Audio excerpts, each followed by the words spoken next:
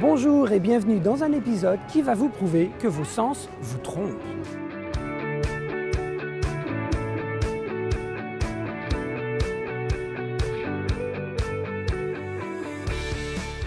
Afin de vous plonger en immersion à une autre époque ou aux quatre coins du globe, Walt Disney a utilisé les techniques qu'il connaissait du cinéma.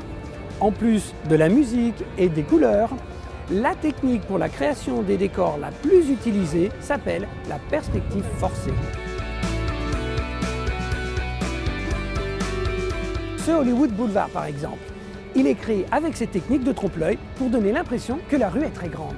Mais ce n'est qu'une illusion, car on a utilisé des bâtiments en 3 dimensions au premier plan, puis des décors à plat en exagérant les lignes de fuite. Développés par les studios pour maîtriser leur espace et leur budget, Walt a réutilisé cette technique à Disneyland. L'exemple le plus flagrant, c'est l'architecture sur Main Street USA. On vous fait croire que les bâtiments ont 2 ou 3 étages, mais si vous faites attention, ce n'est pas le cas. Prenez par exemple cette façade en briques rouges. Au rez-de-chaussée, il y a la boutique L'Emporium, donc on sait que c'est une taille normale.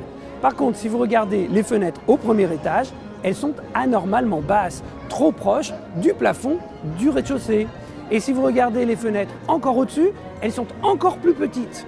Et quand vous marchez dans la rue, votre œil et votre cerveau interprètent ces fenêtres plus petites comme plus éloignées. Mais en fait, c'est un effet exagéré.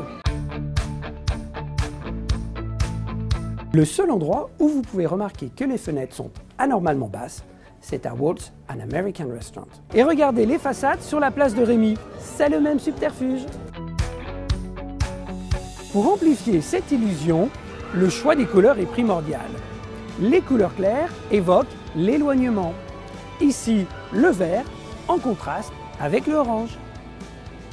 Et ici, un rose plus soutenu à la base pour donner au château de la Belle au Bois dormant une forme plus élancée. On peut combiner l'effet de la couleur avec de la végétation dont on maîtrise la taille. En utilisant des arbres carrés qui n'existent pas dans la nature, il devient difficile d'identifier la taille de l'arbre et par conséquent la taille de l'édifice.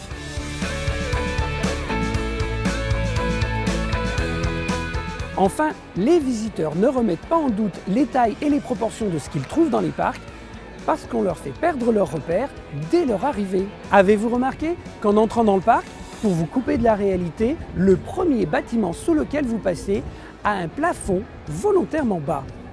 Au parc Disneyland, c'est la gare Main Street USA. Vous trouvez ce même artifice au parc Walt Disney Studios avec le sas en verre à l'entrée de Disney Studio 1. Et même les lobbies des hôtels Disney utilisent cette technique. La perspective forcée permet aux Imagineers de vous faire voyager et de vous dépayser en maîtrisant l'espace, dans tous les sens du terme. Voyage et dépaysement sont les thèmes du prochain épisode. Et voici un indice pour vous aider à identifier où l'on se retrouvera. À bientôt!